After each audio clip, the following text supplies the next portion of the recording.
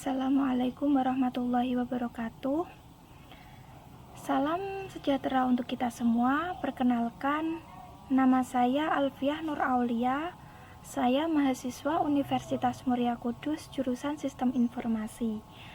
NIM saya 2020531125.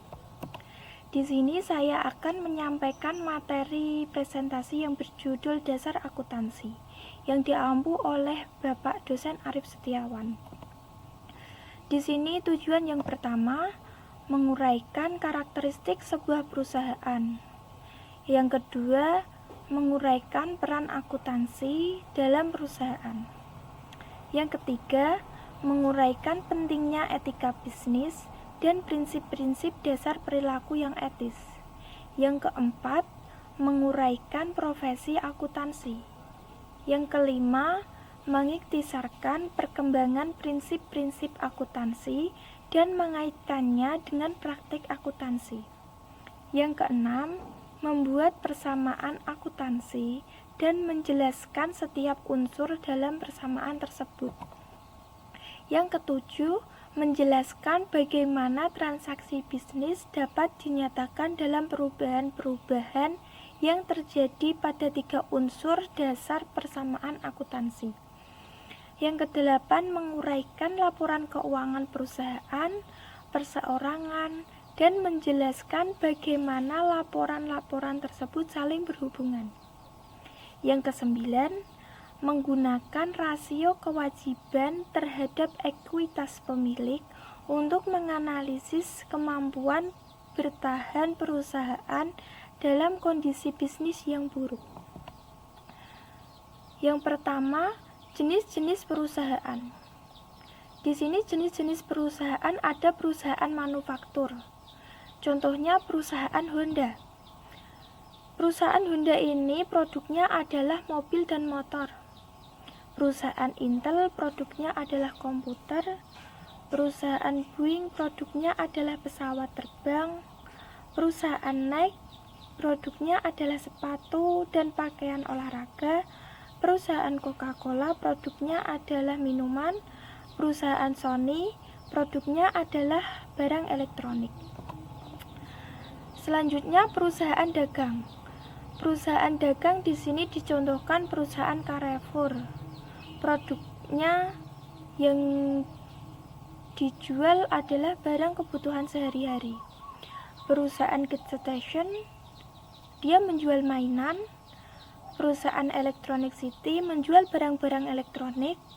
Perusahaan Lands End menjual pakaian. Perusahaan Amazon.com menjual buku, CD, dan produk-produk lainnya melalui internet. Perusahaan jasa. Perusahaan jasa di sini ada perusahaan Disney. Produknya adalah hiburan. Perusahaan Garuda Indonesia, produknya adalah transportasi. Perusahaan Marion Hotel, produknya adalah hotel. Perusahaan Citibank, produknya adalah keuangan dan perbankan. Perusahaan Telkomsel, produknya adalah telekomunikasi. Jenis-jenis organisasi perusahaan. Di sini yang pertama, perusahaan perseorangan, yang kedua persekutuan, yang ketiga korporasi atau perseroan terbatas, atau yang sering disebut PT. Apa itu perusahaan perseorangan? Perusahaan perseorangan adalah perusahaan yang dimiliki oleh perorangan. Keunggulannya, kemudahan pengaturan, biaya pengelolaan yang rendah. Kemudahan pengaturan, karena ini milik kita sendiri, tidak melibatkan orang lain, jadi dalam pengaturannya mudah. Biaya pengelolaan yang rendah, karena karyawan yang bekerja di dalam perusahaan ini, perusahaan perseorangan ini, adalah si pemilik usaha. Adapun kelemahannya, yaitu sumber daya keuangan yang terbatas, kewajiban yang tidak terbatas. Sumber daya keuangan yang terbatas karena pemiliknya satu orang, maka usaha-usaha yang dilakukan untuk memperoleh sumber dana hanya tergantung pada kemampuannya. kewajiban yang tidak terbatas. Karena milik kita sendiri, jadi maju atau mundurnya tergantung kita sendiri. Kalau kita bisa mengelola perusahaan dengan baik, maka perusahaan kita bisa berkembang dengan baik. Next, persekutuan. Persekutuan adalah perusahaan yang dimiliki oleh 2 atau lebih individu. Keunggulannya, sumber daya keuangan yang lebih besar dibandingkan dengan perusahaan perseorangan, karena ini ditanggung oleh 2 orang. Tambahan keahlian manajemen. Kelemahannya, kewajiban yang tidak terbatas. Next, korporasi. Korporasi ini dibentuk berdasarkan peraturan pemerintah sebagai badan hukum yang terpisah. Ketika kita membuat perusahaan berbentuk PT, maka di sini disebut dengan perusahaan korporasi, dibentuk berdasarkan peraturan pemerintah sebagai badan hukum yang terpisah. Keunggulannya apa? Keunggulannya kemampuan untuk mendapatkan sumber daya dalam jumlah besar melalui penerbitan saham. Dan kelemahannya yaitu pengenaan pajak ganda. Strategi bisnis. Strategi bisnis adalah serangkaian rencana dan tindakan terintegrasi yang didesain bagi perusahaan sebagai sarana untuk memperoleh keuntungan melebihi pesaingnya, sekaligus untuk memaksimalkan laba. Jadi, dalam mengelola perusahaan bisnis, maka kita itu mempunyai strategi bisnis. Strategi bisnis terdiri atas strategi biaya rendah, strategi diferensiasi. Strategi biaya rendah. Berdasarkan strategi biaya rendah, suatu perusahaan mendesain dan menghasilkan produk atau jasa dengan kualitas yang diterima konsumen pada biaya yang lebih rendah dibandingkan dengan para pesaingnya. Jadi, biaya rendah ini bukan merupakan kekurangan, tetapi merupakan strategi. Karena kita memberikan harga yang lebih murah kepada konsumen. Di sini dicontohkan ada Lion Air, ada Air Mineral Fit. Lion Air ini di bidang perusahaan jasa penerbangan. Kalau dibandingkan dengan Garuda, dia lebih murah. Makanya dia bisa mencari segmen-segmen yang lebih murah. Air Mineral Fit. Air Mineral Fit ini kalau dibandingkan dengan Aqua, dia juga lebih murah. Makanya dia bisa menyentuh segmen-segmen barang konsumen yang mencari air mineral yang lebih murah. Next, strategi diferensiasi. Berdasarkan strategi diferensiasi, sebuah perusahaan mendesain dan menghasilkan produk atau jasa yang memiliki kekhususan atau karakteristik yang unik sedemikian rupa sehingga konsumen bersedia membayar harga yang lebih tinggi dibandingkan harga yang umum.